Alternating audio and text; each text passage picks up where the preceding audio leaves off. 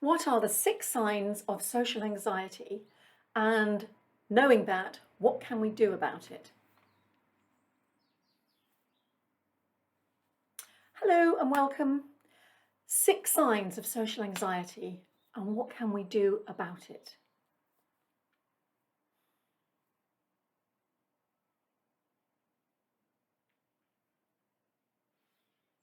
What are 6 signs of social anxiety? Hi, Kim here, chartered psychologist and cognitive behavioural psychotherapist. And in this video, I'm going to go through 6 signs of social anxiety so you can decide whether or not that is what you're suffering from. I know I suffered from it in my 20s and I had no idea that's what I was suffering from. I just knew I felt awkward and awful in any social situation and would have done anything to avoid it, especially anything like a networking event or anything to do with my organisation where I would have to go out and meet people, but I didn't know what it was. So here, hopefully I'll be able to help you discern whether or not this is something you're suffering from, because the good news, if it is, there is something you can do about it, and I will come on to that at the end of the video, so please stay tuned. I'll go through the 6 signs, go through a model of social anxiety, and then I'll give you some tips at the end of how you can start to overcome some of the difficulties which social anxiety is causing you, and how you can start to kind of roll back on it. So according to the DSM, which is the Diagnostic and Statistical Manual, this is the book that psychologists and psychiatrists use to, kind of determine the symptoms. So you have a cluster of symptoms, and if you suffer from, say, 4 or 5 of them, the chances are you have this particular disorder. And in social anxiety, there are a number of things which you are likely to be struggling with, and I'll go through 6 of them, and then, as I say, I'll come on and talk about some of the things that we can do. Oh, there's a siren just going by, police car. So number 1, you'll have marked or persistent fear of one or more social performances in a social situation.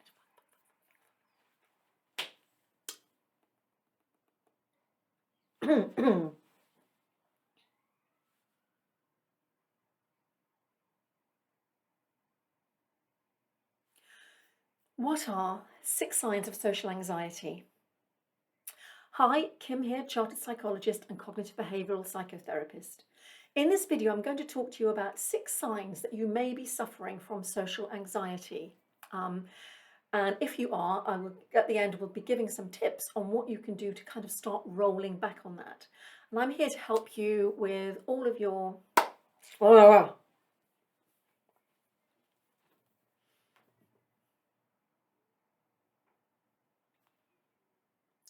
6 signs of social anxiety.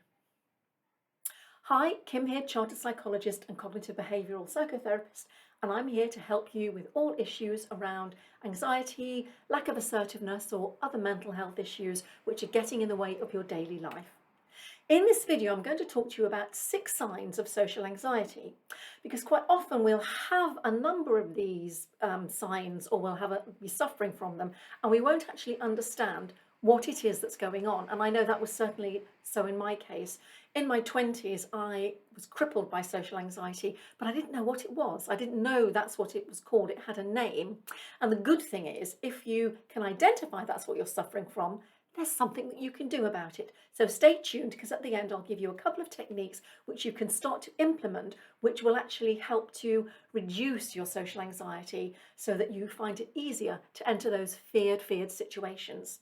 Now, the Diagnostic and Statistical Manual, which is the DSM, which is the kind of the book that psychologists and psychiatrists use to, I suppose, to see where there's a cluster of symptoms together, which will mean, yes, you're more likely to be suffering from this disorder, that disorder, and it just helps you with the treatment, because if we can identify this is what you're struggling with, we can help you with the treatment.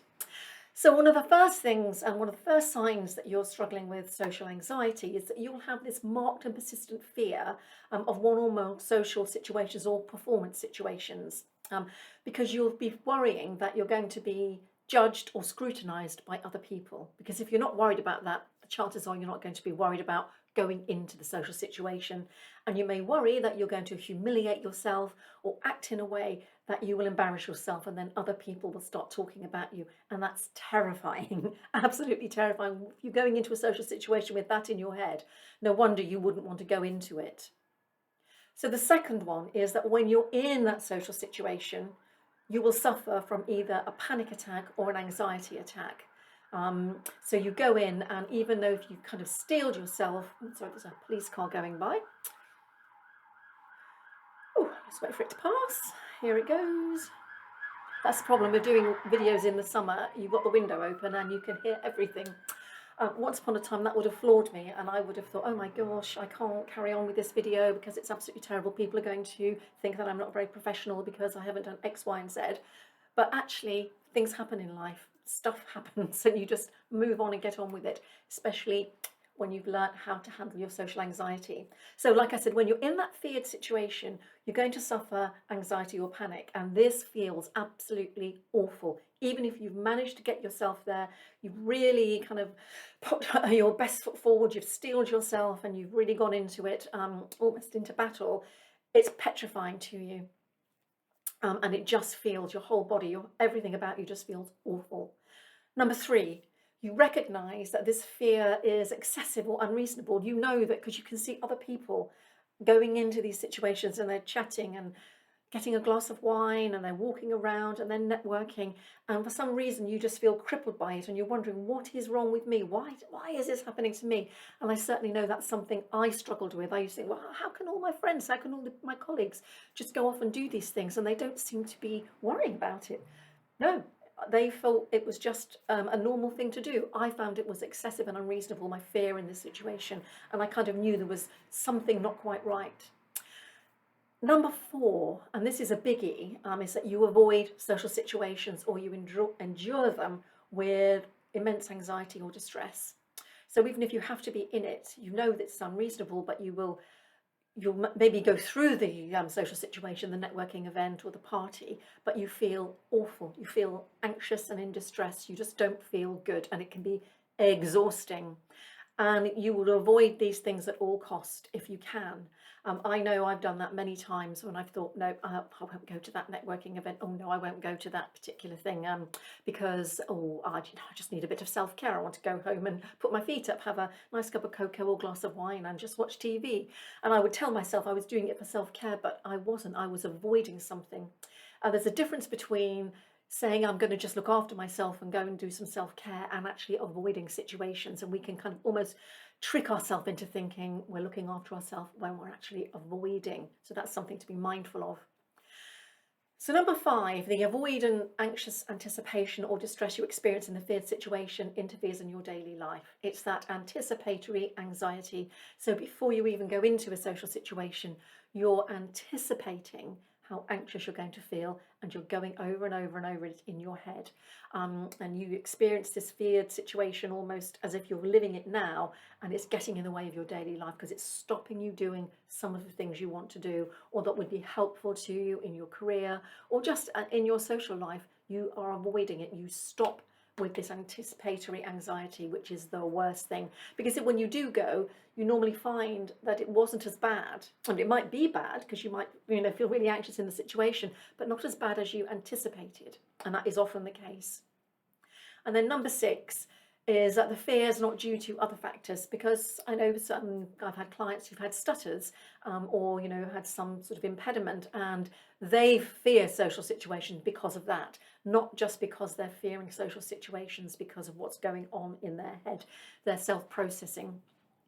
So those are some of the 6 criteria. You won't necessarily have all of them, but you'll have a number of them. And there are others in the DSM which are not as prominent as these. These are the ones that you're most likely to experience.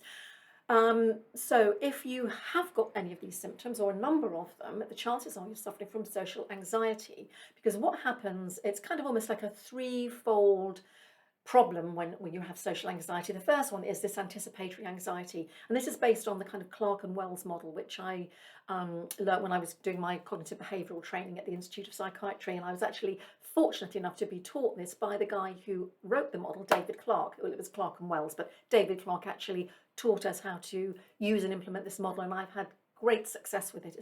It is honestly, it's a brilliant, brilliant model, because this anticipatory anxiety. So what's going on is you are living in your head. You start living in your head and anticipating things. So you've got all this worry before you even go into the social situation. And what you'll find is your anxiety is starting to build before you've even gone there. So as it gets closer, your anxiety is going like this. And quite often that's when it gets to this peak point, that's when you sort of maybe will avoid it. But because of all that's going on in your head, all the stories and the narrative that you're telling yourself about what might happen, how you might look, how you might act, what you might be doing, what other people might think about you. So all of that is going on. So that's before you've even gone into the situation. Then, if you can get to the social situation, sometimes we have to go because it's a work requisite, we just have prerequisite, we have to go, or it's something very important to us, like somebody's wedding or a party. We get there, we've had all this going on, we get there, and then we start living in our head. We are self-processing. So you start thinking, oh, I wonder what they're going to say about me. I wonder what they're thinking. What if I make a mistake? What if I make a fool of myself? What if I say something stupid? What if they think I don't deserve to be here, don't deserve to have this job? What if? So you're thinking all of these things. What if I make a fool of myself? What if I stutter? What if I stumble? What if I spill my drink? So you are not actually in the conversation. What you are is in your head. And if you're in your head, you are not actually interacting with the other people as you just would if you weren't in a feared situation. If you were just at home with your mum or your brother, you would feel quite comfortable with them because you are not worrying about what they're thinking about you. So there you go, you've got this anticipation, then you get in there and you've got all these things and these thoughts in your head. So what do you then do? Well, you start having a number of safety behaviours, and these develop over time. And this might be that you kind of stand on the outside of a group. You keep your arms folded, you don't make eye contact with other people, you don't speak up because you're worrying about what you're going to say and how it's going to come across. So you just don't say anything. And then that might give other people the impression that you're not interested. And then that becomes a self-fulfilling prophecy. So maybe they don't speak as much to you. And then this is the killer. When you leave it, you've got the post-mortem that we go through. You are going over and over and over this in your head. What happened? And then all of those safety behaviours that you put in place will become kind of really entrenched, and you maybe even add more to them. So you have all of these things going on. You are anticipating, you're self-processing, you're carrying out safety behaviours, and you are not in the flow of the conversation, and you're not just feeling easy and comfortable where you are. You notice what's going on in your body. Now, there are a number of symptoms of you kind of start to suffer when you've got social anxiety, and this can be you feel that you're blushing excessively. And I know from the work I've done with people with this, you give them a chart, and it's got sort of like very pale flush to like bright crimson, scarlet red, and they think they're the scarlet red colour. That's what they actually believe, because they've gone hot and they feel that they're flushing. They think other people are seeing this really scarlet colour. So they imagine all these awful things about themselves. They might sweat slightly because sometimes when our blood pressure rises and we're very panicky, we may start to sweat. But they believe that then they're almost not just like little beads of sweat, or you're just a little bit fresh, that there's kind of almost like rivulets of sweat pouring down their face. So they think that other people are seeing this, and they may think that they are agitated because you've got that sort of adrenaline rush because you're in threat. You may start moving about a little bit, but they think they're kind of like some quivering wreck, kind of jotting about, sweating, being red, stumbling on their words. So they have this awful, awful image of themselves in their mind, and that can be absolutely terrifying. So that's all going on in your post-mortem. So there we go, that's the model.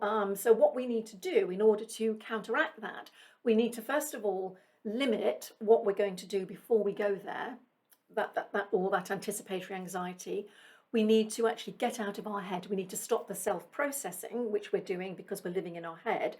And we need to start taking care of and getting rid of some of these safety behaviours, and actually checking out whether what we think about ourselves is actually true.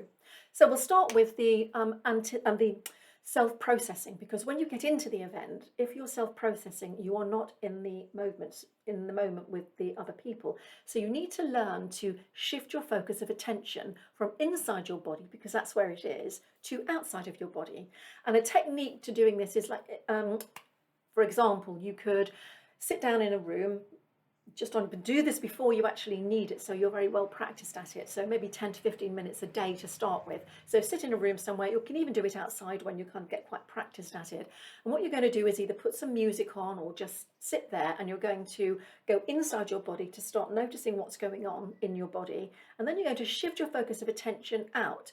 And I quite like doing this with music. And so you can shift your focus of attention outside of your body and think, okay, what instruments are playing, and start trying to pick out the various instruments. Oh, is the tempo changing? Do I like this music? So you're actually engaging with what's going on out of there, outside of you. So you can also do this outside, where you can just be walking, and you can again go inside your body, thinking about, what am I feeling, what's going on, what am I noticing in my body, what thoughts am I having. And then you start to say, you go outside of your body. So think of 3 things that you can see. So you're looking around and seeing what you can see in the environment. 3 things that you can smell: car fumes, the grass, the hay, flowers, trees, pollen, whatever that you can smell. And 3 things that you can hear is that traffic, the birds, the rustling of the trees. What is it you can hear? Because your focus of attention is then outside of your body. And what you might find is that you kind of start slipping back into yourself. And then just notice that, I've come back in, flip myself out again. And the more you practice this, you'll find that when you're in those difficult social situations, when you go into yourself, you'll start to notice that more. You can actually flip yourself out. You can pay attention to what they're saying. You can actually tune in to what the words that they're using, how are they speaking, the tone, the intonation, how are they standing, what are they wearing. You can actually flip yourself outside again, and then you're not going to be stuck internally worrying about what's going on in your own body.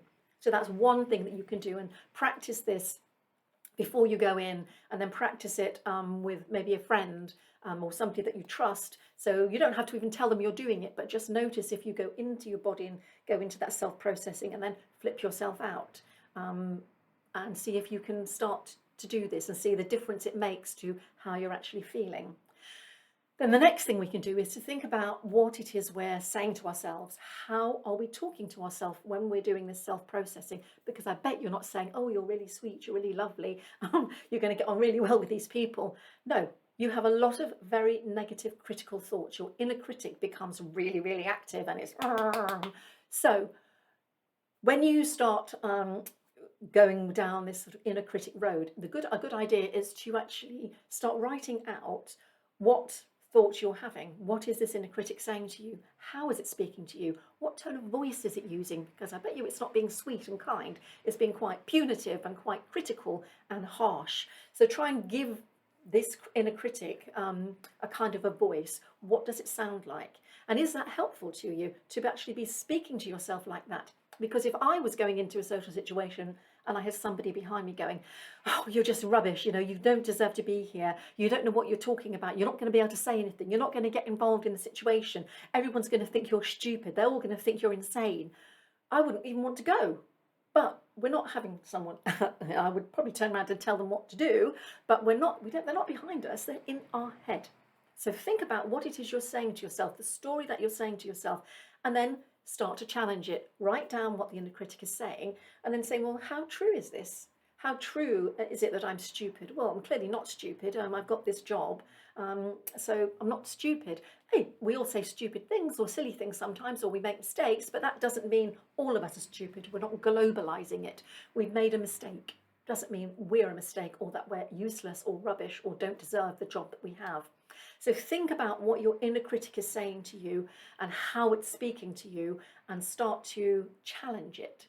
And I will do a whole video on the inner critic and how we can start to really challenge that inner critic so that we don't let it rule our life. We don't let this nasty thing sit on our shoulder speaking horribly to us.